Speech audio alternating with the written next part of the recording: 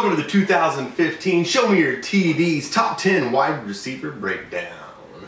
I'm Ryan Biggs, or also known as Backfield McCoys this year. This week I'm hoping to bring you every day a different breakdown. Today we're going to do top 10 wide receivers in my opinion. This is nobody else is going to agree with me. I have a lot of weird ways of thinking, but hopefully you'll like it. Just don't steal my ideas. Alright, okay, first up, our number 12 wide receiver in fantasy rankings this year, Emmanuel Sanders. Last year, Emmanuel Sanders scored 277 points in our league. Not a bad fare, not a bad fare at all when the average was about that. Emmanuel Sanders is the number 2 receiver in Denver. Demaryius Thomas is the number 1. We'll get to him later on the list. Emmanuel's going to put up some big numbers again this year if Peyton can get some feeling back in those right fingers. My number 11 wide receiver this year is different than a lot of people's. My number 11 is Brandon Cooks. I think down there in New Orleans, Drew Brees has still got a rifle on him. He's going to try to spread it out a little bit, but nobody else is going to be able to get open like Brandon Cooks will be. Down in New Orleans. Last year, Brandon Cooks is a rookie. I had him actually as a rookie last year. Scored 130 points. Now that doesn't seem like much, but he was missing the last half of the year, so that might be different this year. Number 10 on the list. Number 10. And Alshon Jeffrey, Chicago, NFC North. Last year, Alshon in our league scored 230 points. 230 points. It's a good breakdown. Number 9.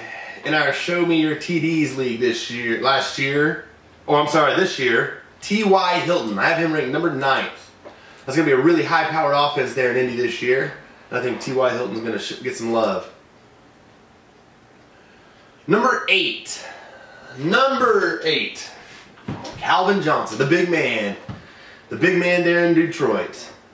I think he's going to put up some good numbers again this year. He was a little bit injured last year, had some lower numbers. He does have another really good number 2 wide receiver there in Detroit in Golden Tate.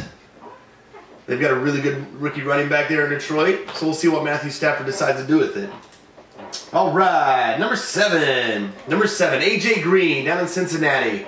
I love A.J. Green. I think he was a good pickup. I really wish he would go to a different team than Cincinnati, because I'm not a huge Cincinnati fan, but I do like what he does. I think the old Red Rifle is going to get him the ball a good amount of time this year there in Cincinnati.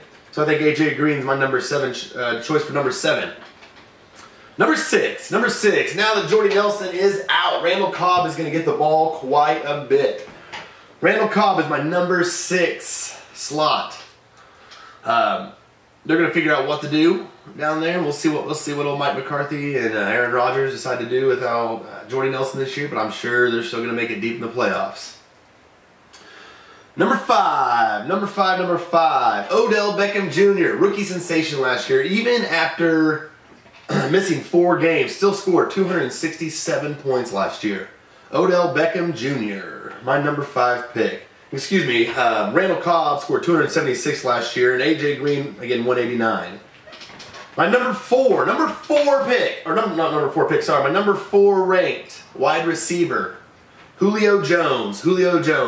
Now I would have Julio actually probably ranked number 2 if the Falcons' offensive line was a little bit better, but they're not.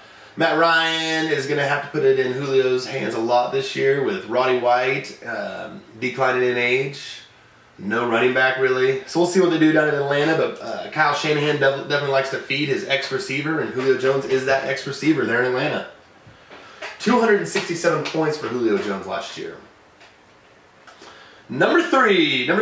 Now, a lot of people are going to say, Ryan, you're an idiot. This is stupid. Everybody else has a number 1. But I think Antonio Brown is my number 3.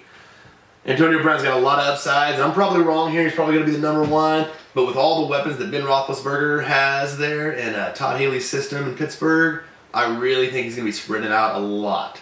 So that's why I have Demaryius as my number 3. That's why I have Antonio as my number 3 receiver. Number 2, Demaryius Thomas. Demaryius Thomas at number 2. Peyton's going to be sprinting it around this year, trying to reach that passing title. I think he only needs 2,300 yards to beat the top Brett Favre. So I think he's going to be airing it out the first part of the season. 290 points last year for Demaryius Thomas. And number 1, Dez Bryant. With no running back, in Dallas with that amazing offensive line and the half-cocked arm of Tony Romo. I think Dez Bryant's going to fall into that #1 spot this year. Dez Bryant ended with 290 points last year in our league, so definitely a lot of upside for him. Couple sleepers or I think decent picks in this league. You can probably get them in the late rounds. Amari Cooper, even though he's a rookie and didn't do much last year, I think Amari Cooper is going to be a stellar pickup this season.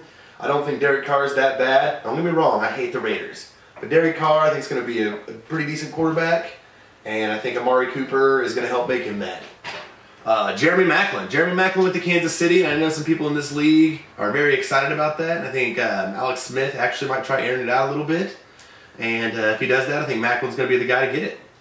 And last but not least, Golden Tate. Golden Tate had a heck of a year last year when Calvin Johnson was down. And I think this year Matthew Stafford is going to spread it around a little bit more. Calvin Johnson's going to get a little bit of double coverage. Golden's going to open up Golden Tate and Amir Abdul out of the backfield to gain some yardage. All right, well, I can't wait to see everybody Saturday night at 7 p.m. for the Fantasy Football Draft. Show me your TVs. I hope you all have a really awesome week, and I can't wait to